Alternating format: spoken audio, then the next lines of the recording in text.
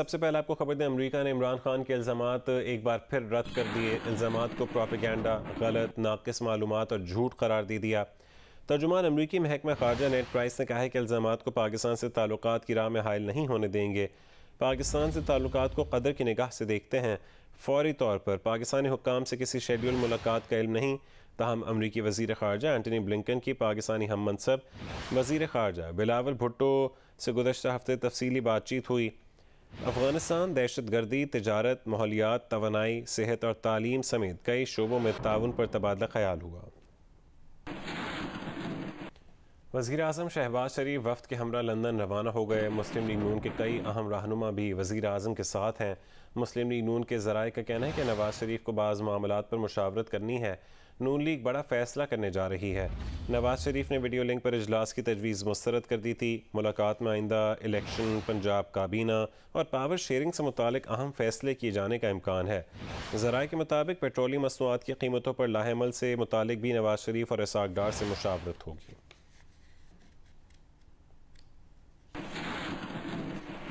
कायद नून league Nawaz Sharif ने कहा है कि इमरान खान ने मुल्क में वो तबाही मचाई है जिसकी मिसाल नहीं मिलती। अगले इलेक्शन में इमरान खान से मुकम्मल जान छूट जाएगी। लंदन में मीडिया से गुफ्तगू करते हुए नवाज शरीफ ने कहा कि साबिका हुकूमत सर से पांव तक बहरान पैदा करके गई है। वज़ीर आज़म शहबाज शरीफ आज लंदन पहुँचेंगे तो उनसे अहम उमूर पर बातचीत होगी। इमरान खान ने वो तबाही मचाई है पाकिस्तान के अंदर। अभी मैं मुख्तसर अल्फाज में मैंने उसका अपना रद्द-ए-अमल दिया है। वो तबाही मचाई है कि जो ना कभी पहले किसी ने देखी है, ना शायद आइंदा कभी को देखेगा। ये तो पाकिस्तान को तबाही और बर्बादी की तरफ लेके जा रहा था ये बंदा। शुक्र अदा करो कि इसे जान छूटी है और इंशाल्लाह जान अब छूटेगी आइंदा हमेशा की। तहरीक इंसाफ के चेयरमैन इमरान खान ने कहा है कि उन्होंने मीर जाफ़र शहबाज शरीफ को कहा था। शहबाज शरीफ को उन पर फ़ौज के खिलाफ बातें करने का इल्ज़ाम लगाते हुए शर्म आनी चाहिए। आसिफ अली जरदारी को मुखातिब करके कहा कि जब गीदड़ की मौत आती है तो वो शहर का रुख करता है। सुन लो जरदारी, वो सिंध आ रहे हैं। वादा है कि सिंध को आसिफ अली जरदारी से आज़ाद कराएंगे। इसने तकरीर की, कहता कि इमरान खान फौज के बड़े खिलाफ बातें कर रहे हैं, हम इजाजत नहीं देंगे। शहबाज शरीफ, शर्म करो। जो मैं मीर जाफर का कहता हूं, तुम हो वो मीर जाफर। जिस तरह अमरीकनों ने शहबाज शरीफ को ऊपर बैठाया, तुम हो मीर जाफर। वो जो आसिफ जरदारी है तुम्हारा, तो मैं ये कहूंगा कि जब गीदड़ की मौत आती है तो शहर की तरफ भागता है।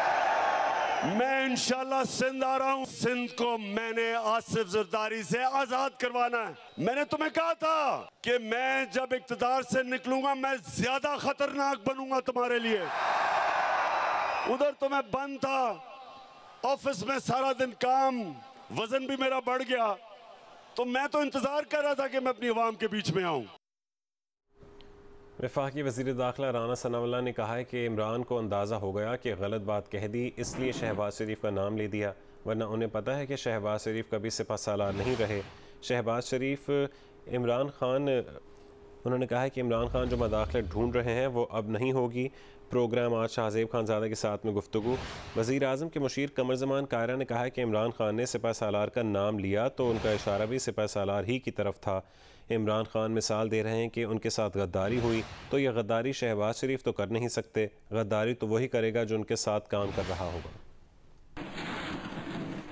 एक बात करता है, दूसरे दिन उस बात की तब्दील करके एक नई बात करता है। जब इसने ये बात की तो उसके इशारे कनाए जो है वो एक स्पेसिफिक जो है वो तरफ जाते थे। मियां शहबाज शरीफ कभी भी सिपहसालार नहीं रहे। मेरा ख्याल है कोई तनकीद या कोई बाद में एहसास हुआ होगा कि मैंने ये बात गलत की है और ये बड़ा मैंने वाज़ेह इशारा किया है, तो उसने कहा कि जी मैंने ये बात जो है वो मियां शहबाज शरीफ उनको कही। वो जो मुदाखलत ढूंढ रहा है ना, मुदाखलत नहीं होगी।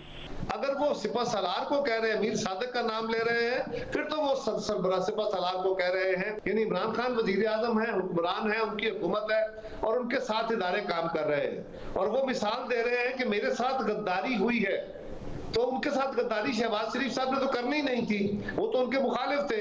तो गद्दारी तो वो करेगा जो उनका कोई साथी होगा, उनका इत्तेहादी होगा, उनके साथ किसी तरह काम कर रहा होगा, किसी आईनी कानूनी सांचे में उनके साथ होगा।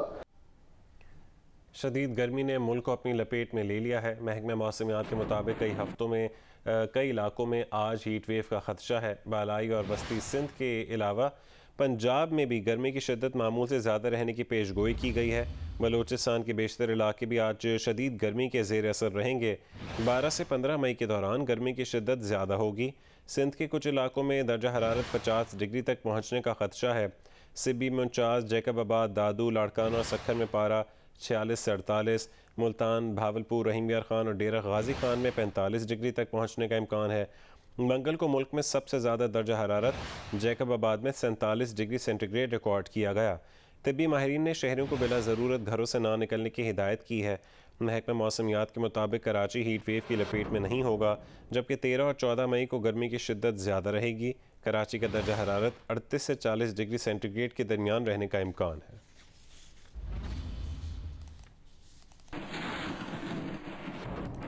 खैबर पख्तूनख्वा रेवेन्यू अथॉरिटी के महसूलात में रवा माली साल के 9 महीने में रेवेन्यू कलेक्शन की मद में 52% इजाफा हुआ है। 9 महीने में रेवेन्यू कलेक्शन 23 अरब रुपये से तजावुज़ कर गया। साल रवा के दौरान सेल्स टैक्स ऑन सर्विसेज की मद में 21 अरब 40 करोड़ रुपये वसूल किए गए। दस्तावेज़ के मुताबिक खैबर पख्तूनख्वा रेवेन्यू अथॉरिटी ने 9 महीने में 23 अरब रुपये से ज़्यादा रेवेन्यू इकट्ठा कर लिया है। रवा साल के दौरान सेल्स टैक्स ऑन सर्विसेज की मद में 21 अरब 40 करोड़ रुपये वसूल किए गए।